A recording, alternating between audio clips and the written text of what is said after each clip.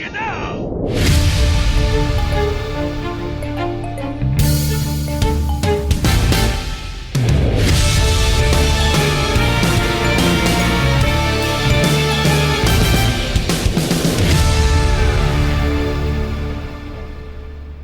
Hello and welcome back to another episode of Kill James Bond, the bonus episode where we do not do the voice because we are not that podcast.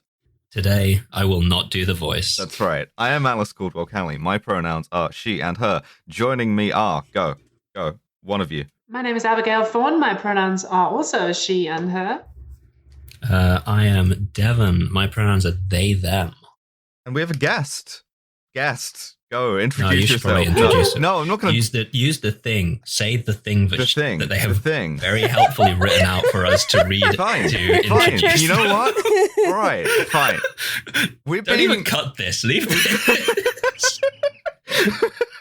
And we're being joined by Shannon Strucci. Shannon is an editor and video essayist who is the film correspondent for Struggle Session, a host and player on the actual play podcast Critical Bits, a host on the Fight Together miniseries for the One Piece podcast. Shannon, what's your pronouns? She and they, thank you. Hell yeah. Thanks for coming. Thanks for having me. I'm excited. Together. Yeah, Shannon is also the person. I mean, Shannon's bio, undersells it. Shannon is also the person who popularized the term parasocial relationships. Wow. Genuinely, one of the better video essayists out there. I feel so close. I feel so close to you now that I know that you you popularized that. I feel like I really know you. Yeah, Shannon is also my best friend. The creator of Fake Friends. Yeah, Fake Part Friends. 2. Which is that currently up still or is that down? It's up. It's back up. There was a problem. There was a 40-second or less clip of a Kanye West song, so it was manually taken down for like 3 months. It was a manual copyright strike that was like impossible to fight. Eventually, a fan of mine who works for Google fixed it. Kanye West himself. And Kanye West himself We all hates love Fake working Friends. for YouTube. We love making video essays, and none of us are making career plans to get out of it. Absolutely not. No, it's important that you have that parasocial relationship where you believe that. And we who have like a social relationship with each other, to which you are not invited, we watched Lupin III, Part 1. Well, we watched Lupin III first. Lupin III Part 1 is Part something 1 else. is a different thing. Oh god, okay. We're minutes in, already I fucked up. Listeners, what you have to understand is that Alice is cool. Yes. Alice is like doing things like having sex and like being married. Yep. Whereas the other three of us, we have seen anime. We know what anime is. We are weebs to various degrees. I don't think that's... Alice is basically like James Bond in fucking You Only Live Twice in this one.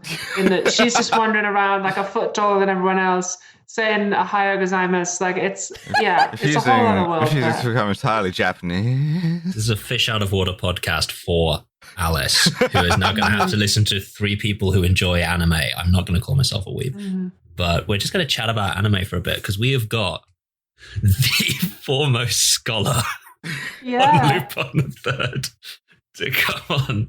And we're going to pick the hell out of their brain for however long this runs. Yeah, I will say up front that I did enjoy watching this movie a lot. So this is going to be a nice, relaxed episode for me because, A, you guys don't expect me to know anything about it, including, I guess, the name of the movie that I watched and took notes on.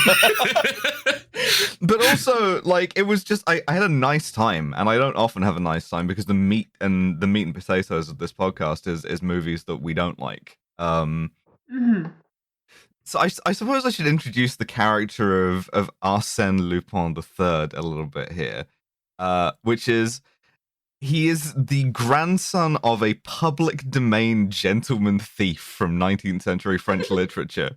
Was not public domain when he was conceived in the manga. No, 100% not. He just stole the character. And it caused a lot of copyright problems for like decades. I think even now it causes problems in some countries. Yeah, and he's a fun thief. He has a little sort of posse who we will get into, and well, I mean, sort of exists in this timeline outside of time, it seems. Because this movie is simultaneously set in the 40s, the 60s, and yesterday. Which is great. But we start off. There's different seasons of the anime, aren't there? Or maybe we should, before we get into the plot summary, let's dive into, and Shannon can help us explain who Lupin is a bit. There's different series of Lupin III, of which I've seen the second Lupin III Part 2, which is sort of ambiguously 60s, 70s, and it follows this kind of like vibe where every week the gang are in a different country and they're like trying to steal a treasure. So they're in Cairo and they're stealing King Tut's mask, or they're in Rio and they're like pulling some kind of scam, and it always goes wrong, and they always like just don't get the treasure, usually because Lupin has to like play the hero, and because he's like a heart of gold, and they're always he's got the same regular characters who always come with him, who we'll meet, and he's always being pursued by a bumbling inspector. And that's the long and short of it. And there's various other versions, aren't there, Shannon? There's like some versions where it's like really dark and violent. Mm-hmm. I mean, the original manga, Lupin's just an insane rapist. It's pretty awful. It's like hard to read. It's styled after Mad Magazine and like European artists. It's like in that art style, and it's just very nihilistic. There's a recent from 2012. There's a miniseries Sayo Yamamoto did, the woman who did Yuri on Ice and other anime. That's sort of about Fujiko, and it's about childhood sexual assault and patriarchy and like the male gaze. It's like a feminist avant-garde miniseries. And then part 4 is really stupid, and MI6 clones Leonardo da Vinci, and it's like evil anime Leonardo da Vinci. And then part 5, they really tried to update it, so it's about like the dark web and AI facial recognition. I really don't like part 5, but a lot of people do. And about how the CIA interferes in other countries' governments. And it's in my nerd research, in order to become more like you nerds and less of a Chad, I found... Disagree.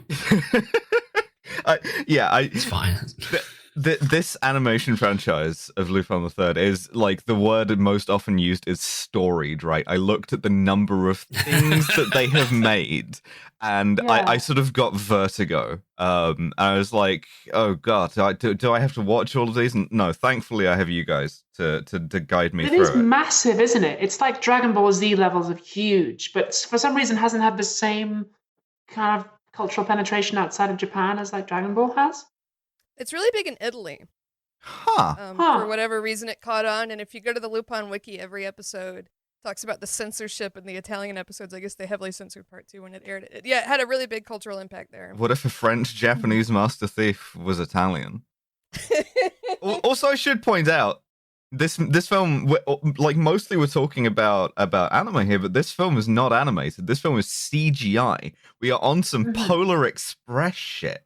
Yeah, but it looks good. And this film is like based much more on Lupin III Part 2, so it's got that kind of like fun tone, but it is once again set in a different time period with like different rules of continuity. It's just right. You just gotta let it wash over you. Yeah. The thing about the animation for this that I will say is, if this is like it was for me, the first Lupin media you're consuming, the first time you see the way he moves and talks, you will take irreparable psychic damage because this man has an exceedingly elastic face and he's very expressive. You get used to it quite quickly, but it's very, very jarring. And like also nobody else is rendered quite like him, so it's like a sort of cast full of relatively normal looking people, and then this elastic clown, which I guess makes sense. Fucking Bugs Bunny ass. Well, he is kind of like a toon, and that's how he keeps winning. Is that like people shoot at him, but like he's just got this kind of Bugs Bunny style where he like just always like slips away. It really is some Who Framed Roger Rabbit shit. But I specifically wrote that. I said this is a classic sort of anime or Western cartoon thing going on where physics only applies to other characters.